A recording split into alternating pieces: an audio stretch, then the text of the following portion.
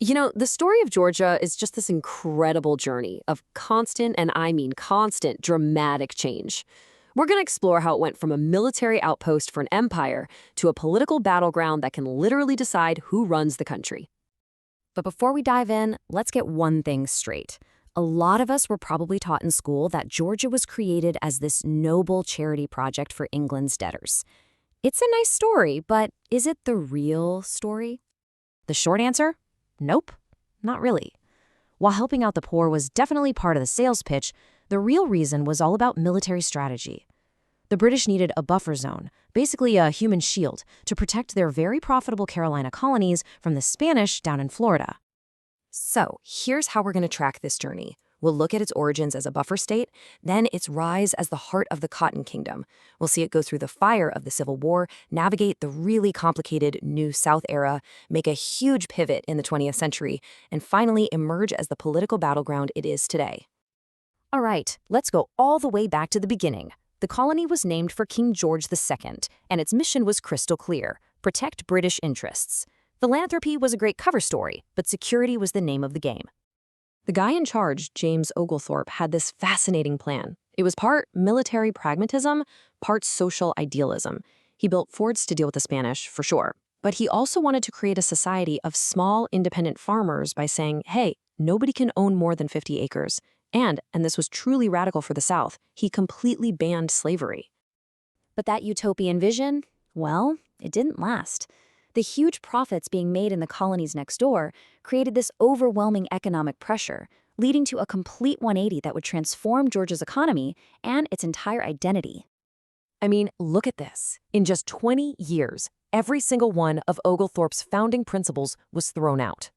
The slavery ban was lifted in 1749, and that dream of small farms was totally replaced by a landscape of massive plantations, all fueled by enslaved labor and run by wealthy planters. The scale of this shift is it's hard to wrap your head around. In only a quarter of a century, the enslaved population shot up by over 3,500%. This wasn't a slow change, it was an absolute revolution that remade Georgia from the ground up. And what sparked this whole thing? A single invention.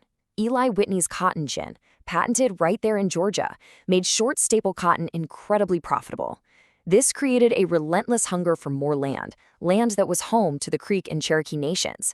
That pressure led directly to the Indian Removal Act and the horrific tragedy of the Trail of Tears, which opens up millions of acres for cotton.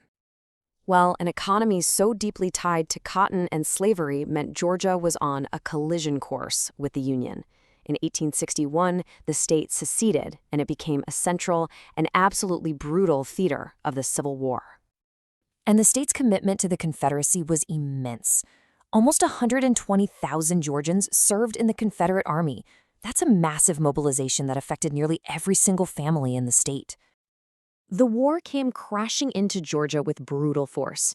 After a big Confederate win at Chickamauga, Union General William T. Sherman launched his relentless Atlanta campaign. The fall of Atlanta, a critical rail hub, was a devastating blow.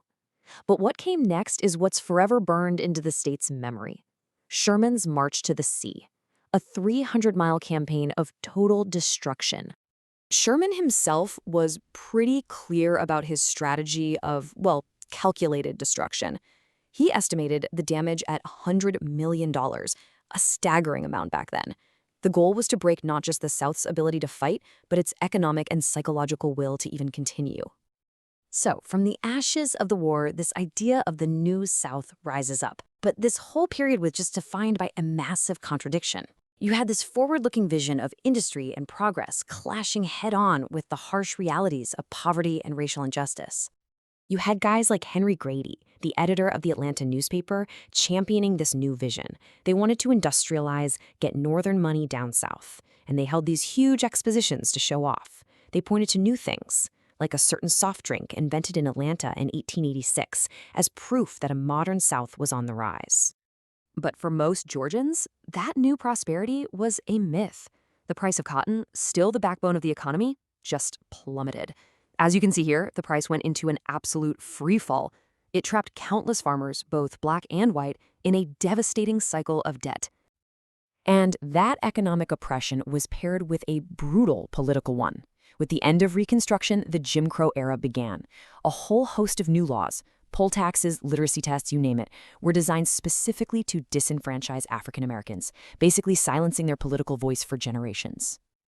When the 20th century rolled around, it brought another wave of radical change, pushing Georgia through an agricultural crisis, a world war, and a fight for freedom right in its own backyard. This timeline really captures that turmoil. First, the boll weevil beetle comes along and just destroys the cotton industry. Then, the Great Depression hits. World War II actually brings an unexpected economic boom, and this new industrial strength helps set the stage for the civil rights movement, with Atlanta as its epicenter. But the forces of the Old South, they did not go down easy. This quote from Governor Marvin Griffin right after the Supreme Court's desegregation ruling, it just perfectly captures the massive resistance from the state's white political establishment. Yet, at the exact same time, a powerful counter-movement was growing. Atlanta, with its thriving and educated Black middle class, became the strategic heart of the civil rights movement. It was the home base for Dr. Martin Luther King Jr. and the Southern Christian Leadership Conference.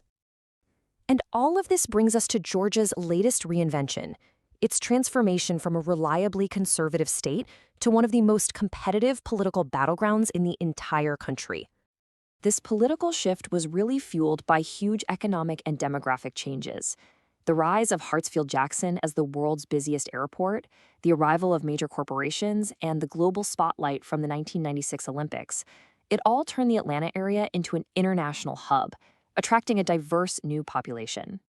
The political realignment has just been dramatic. In '76, Georgia's own Jimmy Carter carried the state in a landslide. By 2004, it was a Republican stronghold. But fast forward to 2020, and the state had become so competitive that it flipped blue in a presidential race for the first time in almost 30 years. And I mean, recent elections have been decided by razor-thin margins. The governor's race in 2018, the presidential election in 2020, the Senate runoffs in 2021, they were all decided by just a fraction of a percentage point. It is now a state where every single vote is absolutely critical. So, from a military buffer to a political battleground, Georgia has been in a constant state of reinvention, shaped by conflict, commerce, and social upheaval. It really makes you wonder, what will Georgia's next transformation be? If you enjoyed this deep dive on Georgia, be sure to check out the other episodes in our U.S. State Histories playlist.